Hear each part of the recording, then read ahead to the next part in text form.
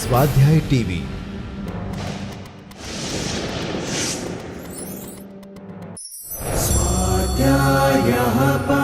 Doctor Baba Saheb Ambedkar open university.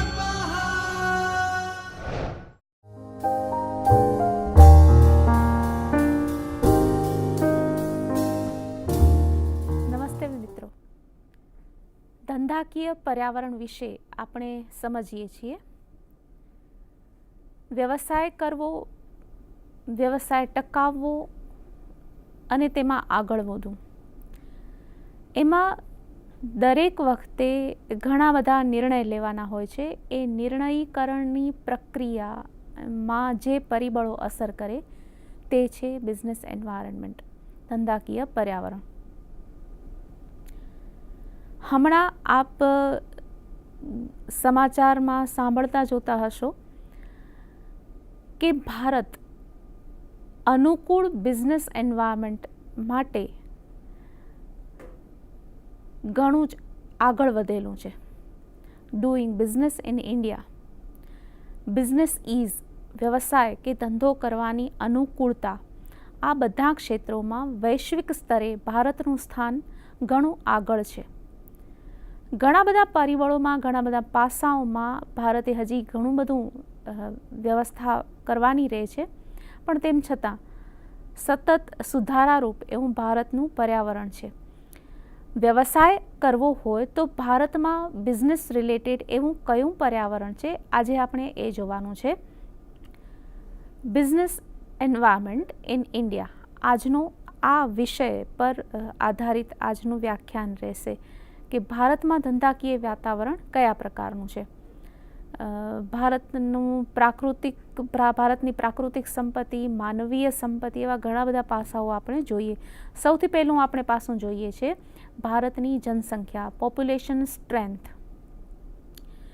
વસ્તી ઓછી હોવી કે વધારે હોવી એ એટલું મહત્વ નથી, પણ વસ્તી કેવી છે.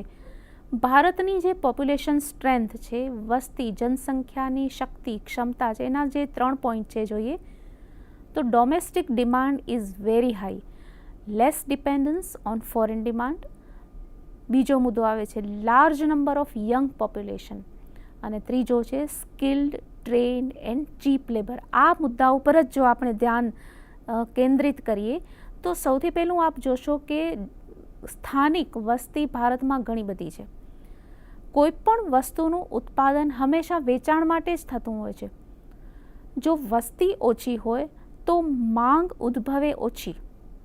એટલા માટે જ આપ થોડું આસપાસ જોશો તો ખ્યાલ આવશે કે વિશ્વની લગભગ ઘણી બધી કંપનીઓ, બધી જ કંપનીઓ ભારતમાં ઉત્પાદન અને વેચાણ કરવા માટે આકર્ષણ ધરાવે છે. કારણ કે ભારતની વસ્તી એટલી બધી છે કે અહીંયાથી નિશ્ચિતપણે બજાર મળી શકે છે. તો ભારતની આ વસ્તી એક ભારતનું બજાર છે. એટલે ભારતના લોકોને માંગનો મોટા ભાગે અભાવ નથી હોતો ભારતમાં ઉદ્યોગોને. બીજું, આ વસ્તીનું લક્ષણ એ પણ છે કે ભારતના જ ઉદ્યોગોએ, ભારતની જ કંપની જો વસ્તુ બનાવતી હોય તો એ લોકોને સ્થાનિકે જ બજાર મળી રહે, વિદેશી લોકોની માંગ પર આધાર રાખવો પડે નહીં. આમ આ વસ્તીનું એક સપોર્ટિવ પાસું કે એમાંથી માંગ મળે છે. બીજો મુદ્દો જે આમાં આવે છે એ વસ્તીનું એ પ્રમાણનું છે કે યંગ પોપ્યુલેશન ઘણી છે, યુવાન વસ્તીનું પ્રમાણ ઘણું છે, જે કામ કરનારી વસ્તી આપણે કહીએ. કુલ વસ્તીમાંથી ધારો કે 20થી 60 વર્ષની ઉંમરના કે 65 વર્ષની ઉંમર સુધીનું જે વય જૂથ છે તે મૂળ કામ કરનારું ગ્રુપ છે. એટલે ભારતમાં હંમેશા પ્રોડક્શન માટે અનુકૂળ વાતાવરણ રહે છે. ઘણા બધા દેશોમાં ધારો કે જન્મદર વધારે હોય તો બાળકોનું પ્રમાણ વધારે હોઈ શકે. ધારો કે વસ્તીનો જન્મદર ઓછો હોય પણ વધતી વસ્તી, ઉંમર વધારે હોય તો વૃદ્ધ લોકોનું પ્રમાણ ઘણું હોય. તો નાના બાળકો અને વૃદ્ધ લોકો, જે લોકો આધારિત વસ્તી ગણાય છે, તે લોકોનું પ્રમાણ વધારે હોવાના કારણે ઉત્પાદન કરનારી વસ્તી ઓછી હોય છે. પણ ભારતમાં એક સાનુકૂળ પરિસ્થિતિ એવી છે કે ભારતમાં યુવા લોકોનું, એટલે કે કામ કરનારું વય જૂથ 20થી 60 વર્ષ, 65 વર્ષ સુધીનું વય જૂથના લોકો ઘણા બધા છે. એટલે આ પ્રોડક્ટિવ પોપ્યુલેશન કહેવાય, જે ઉત્પાદન કરે છે. બાળકો અને વૃદ્ધો ઉત્પાદનનો ઉપયોગ કરે છે પણ ઉત્પાદનમાં ફાળો આપી શકતા નથી. તો આ રીતે ઉત્પાદન કરનારી વસ્તીનું પ્રમાણ ઘણું છે. ત્રીજો મુદ્દો જે છે તે છે સ્કિલ એન્ડ ટ્રેની લેબર. તાલીમ પામેલા ભારતમાં શિક્ષણનું પ્રમાણ, તાલીમનું પ્રમાણ, કૌશલ્ય આધારિત શિક્ષણ આપતી સંસ્થાઓ, આ બધાનો વિસ્તાર છે. અને ભારતનું જે જનસંખ્યાનું ધન કહીએ, સંપત્તિ કહીએ, એ વિદેશોમાં પણ ઘણું પ્રમાણિત અને સાબિત થયેલું છે કે ભારતના લોકોની સ્કિલ, એમની કુશળતા, એમની તાલીમ એ વગેરેને કારણે ભારતના સસ્તો અને કુશળ તાલીમ પામેલો શ્રમ મળે છે. ભારતનો આ જ શ્રમિક વિદેશોમાં પણ જાય છે. એટલે ભારત માટે જે શ્રમની એક શ્રમિકોની જે સ્થિતિ છે એ ઘણી જ વ્યવસાયિક વાતાવરણ માટે સપોર્ટિવ કહી શકાય. એમાં skilled, semi skilled, highly professionally qualified દરેક સ્તરના લોકો ભારતમાંથી મળી રહે છે. તે પછીનું જે બિઝનેસ એન્વાયરમેન્ટનો બીજો મુદ્દો આવે છે એ બીજો મુદ્દો છે નેચરલ ઓર જિયોગ્રાફિકલ ફેક્ટર્સ, જે પ્રાકૃતિક પરિબળો કહી શકીએ. એમાં ભારતમાં ડાયવર્સ ક્લાઇમેટ છે, લોંગ કોસ્ટલ એરિયા છે, કલ્ટિવેબલ લેન્ડ છે અને વેરાયટી ઓફ લેન્ડસ્કેપ. ભારતમાં એક જ ઋતુ નથી. ભારતમાં શિયાળો, ઉનાળો, ચોમાસું, ગરમી, એમાં પણ અલગ અલગ વિભાગો, પેટા વિભાગો, પેટા ઋતુઓ. આ બધાને કારણે વ્યવસાય, જે કૃષિ આધારિત વ્યવસાયો હોય છે, એને વિકસવાની ઘણી તક મળે છે. એક ઉદાહરણ લઈ શકીએ કે જ્યાં કાપડનું ઉત્પાદન કરવું હોય ત્યાં કોટનના તાંતણા માટે ભેજનું વાતાવરણ જોઈએ, તો આપણી પાસે એ પણ છે. કપાસનું ઉત્પાદન પણ થઈ શકે છે, રેશમનું ઉત્પાદન પણ થઈ શકે છે. ઘણા બધા એવા પ્રદેશો છે કે જ્યાં પાણી, વરસાદ ઘણો પડે છે, પણ તો તે સાથે ત્યાં ઢાળવાળા પ્રદેશોને કારણે એવા અમુક પાકો લેવાય છે કે જે વિશ્વમાં અન્યત્ર ક્યાંય ઉત્પાદન થતા નથી. દાખલા તરીકે ચા છે. તો આ રીતે ભારતનું પ્રાકૃતિક વૈવિધ્ય, ડાયવર્સ ક્લાઇમેટ છે, એ ભારતના ધંધાકીય વાતાવરણને ઘણું અનુકૂળ બને છે. બીજો જે મુદ્દો છે લોંગ કોસ્ટલ એરિયા, બંદરીય વિસ્તારો ઘણા છે, કોસ્ટલ એરિયા, જેના કારણે આંતરરાષ્ટ્રીય વેપાર માટે, પરિવહન માટે પોર્ટ અને બંદરો વિકસાવવાનો ઘણો જ આધાર મળી રહે છે.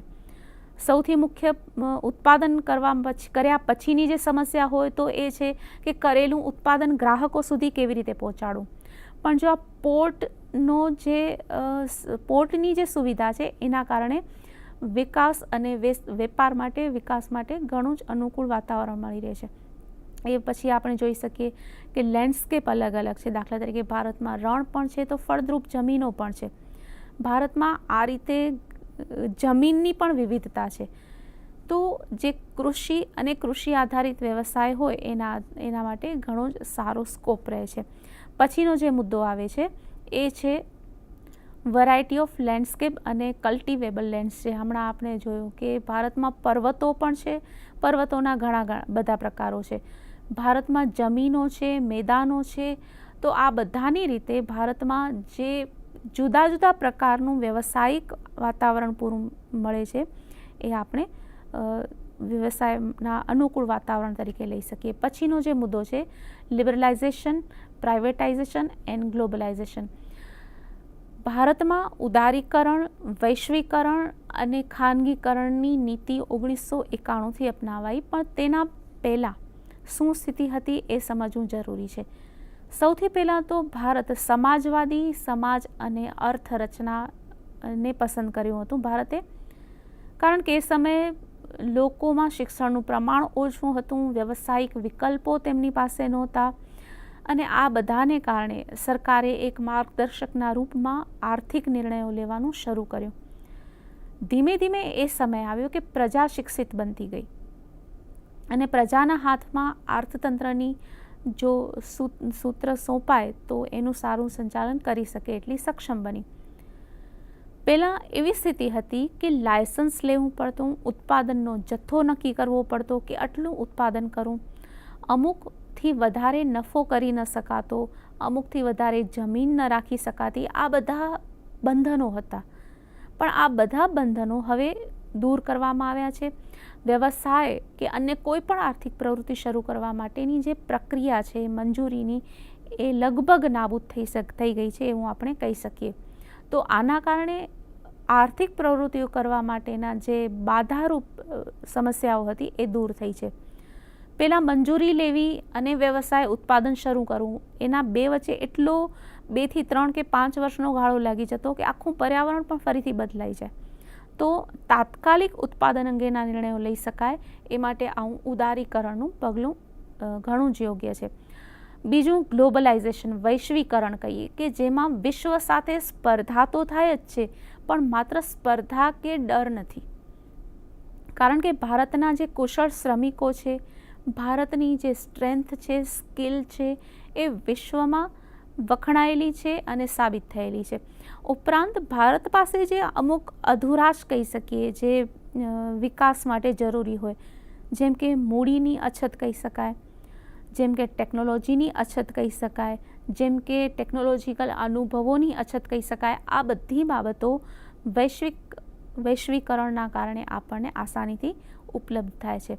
વેપાર પણ કરવો સરળ બને છે. જેમ આપણે ભારતીય અર્થતંત્રના દ્વાર વિદેશી વસ્તુઓ માટે ખુલ્લા મૂક્યા છે, તેવી રીતે ભારતીય વસ્તુ માટે પણ વિદેશી બજાર ખુલ્લું જ છે. એટલે આપણે ઘણા બધા આધુનિક અર્થતંત્રમાં એવા ઉદાહરણો જોઈ શકીએ છીએ કે જે ભારતીય મૂળની વ્યક્તિ આંતરરાષ્ટ્રીય સ્તરે વ્યવસાયમાં ઘણી જ સફળ બની હોય. તો આ બધા જે પરિબળો છે એ ભારતીય આંતરરાષ્ટ્રીય આર્થિક પરિબળો કહી શકાય. પછીનો જે મુદ્દો આવે છે એ જોઈએ તો fast development of service sector, સેવા ક્ષેત્ર. જેમ જેમ આર્થિક વિકાસ થતો જાય તેમ તેમ ટ્રાન્સપોર્ટેશન, કોમ્યુનિકેશન, શિક્ષણ, સ્વાસ્થ્ય, બેન્કિંગ, સમૂહ માધ્યમો, હોટેલ ઇન્ડસ્ટ્રી, આ બધાની અત્યંત જરૂર પડે છે. એ આ સપોર્ટિવ, જે આધારરૂપ કહી શકાય એવું વાતાવરણનો વિકાસ થયો છે. અને 5મો મુદ્દો છે major contribution of infrastructure services in spread of economic activities. આ આધારભૂત માળખાકીય જે સેવાઓની સુવિધા છે એ આર્થિક વિકાસ માટે સપોર્ટિવ ગણી રહી છે.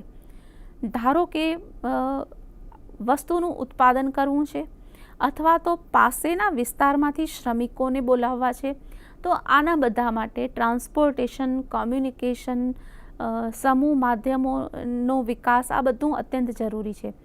અત્યારે પ્રો ઇકોનોમિક ડેવલપમેન્ટ જે નીતિઓ બની છે એના કારણે ભારતમાં વ્યવસાય કરવું ઘણું આસાન બન્યું છે.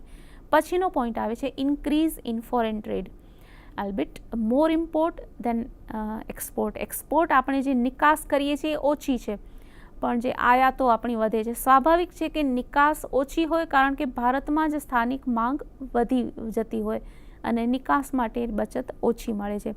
પણ આયાતો વધી છે. આયાતો વધી છે એના કારણે એને બે પાસાએ જોઈ શકાય. એક તો આપણે આયાતી ખર્ચ વધી ગયો છે, એટલે ભારતમાંથી નાણાકીય સાધનો બહાર જાય છે. પણ આપણે એમ કહી શકીએ કે જે બહારથી આપણે અમુક મધ્યવર્તી વસ્તુઓ છે, મશીનરી છે, એ બધી મંગાવીએ છીએ, એના કારણે વિસ્તાર વિકાસ વધ્યો છે. આર્થિક પ્રવૃત્તિઓ વધી છે એટલા માટે ઇમ્પોર્ટ પણ વધ્યું છે. તે પછીના મુદ્દામાં આવે છે improvement in living standard of people and national income increase. આવક વધી છે, ભારતના લોકોની આવકમાં વધારો થયો છે. આવક વધે તો પ્રજાની ખરીદી વધે.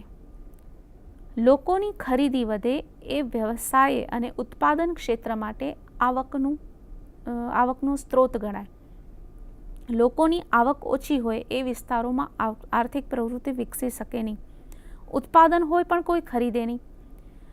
ઉત્પાદન કરવા માટે સ્કિલ્ડ શ્રમિકો કેવી રીતે મળે? જો લોકો પોતાના બાળકોના શિક્ષણ પાછળ ખર્ચ ન કરી શકતા હોય અથવા તો સરકાર તરફથી ખર્ચ ન કરવામાં આવતો હોય, આ બધા જ પરિબળો અને પાસાઓ ચકાસીએ તો અત્યારે રાષ્ટ્રીય આવક વધી છે, મધ્યમ વર્ગનો વિકાસ થયો છે અને થઈ રહ્યો છે. એ બધાના કારણે વસ્તુની માંગમાં વધારો થાય છે. આ બધા જ અનુકૂળ પરિબળ છે બિઝનેસ એન્વાયરમેન્ટમાં. અને એના પછીનું પરિબળ છે પબ્લિક પ્રાઇવેટ પાર્ટનરશિપ. ભારતમાં અત્યારે માત્ર ખાનગી ક્ષેત્રમાં વિકસતા હોય એવા ઉદ્યોગો નથી કે નથી માત્ર જાહેર ક્ષેત્રમાં વિકસતા હોય એવા ઉદ્યોગો. અહીંયા ઘણી જગ્યાએ આપણે પબ્લિક અને પ્રાઇવેટ, ખાનગી અને જાહેર, સરકારી ક્ષેત્રની પાર્ટનરશિપ જોઈએ છીએ. ચાહે ઇન્ફ્રાસ્ટ્રક્ચર ડેવલપમેન્ટ હોય, હેલ્થ, ટ્રાન્સપોર્ટેશન, એજ્યુકેશન કે બેન્કિંગ અને કોઈ પણ બાબત હોય, એમાં સરકાર અને પ્રજા બંનેનું કોલેબોરેશન, બંનેનું પાર્ટનરશિપ છે.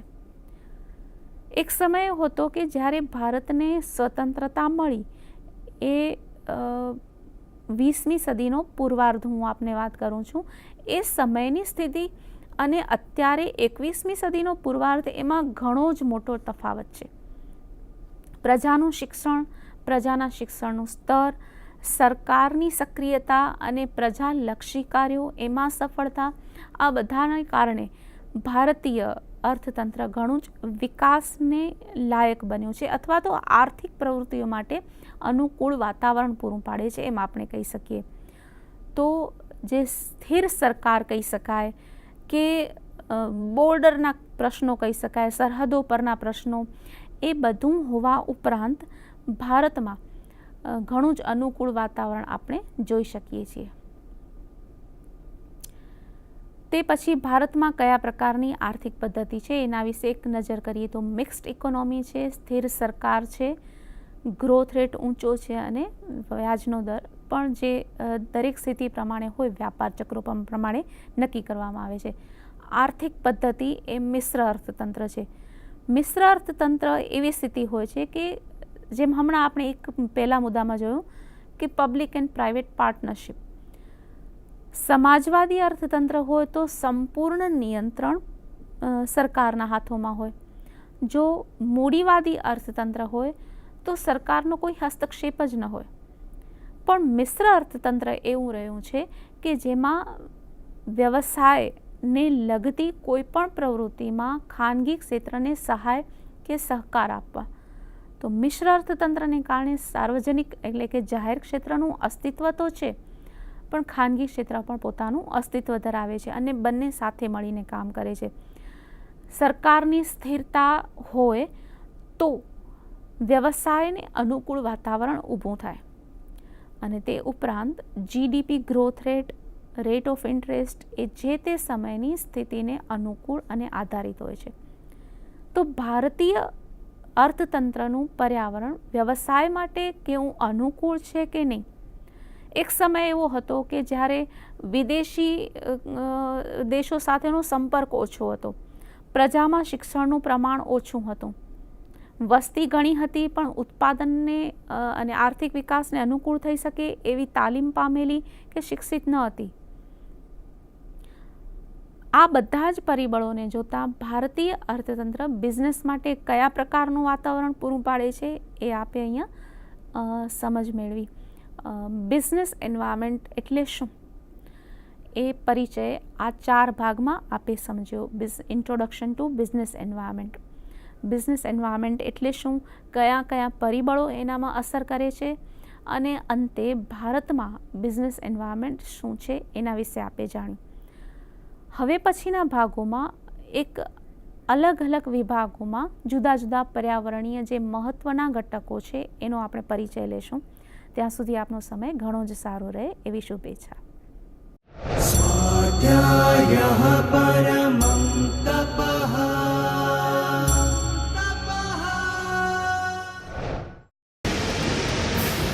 સ્વાધ્યાય ટીવી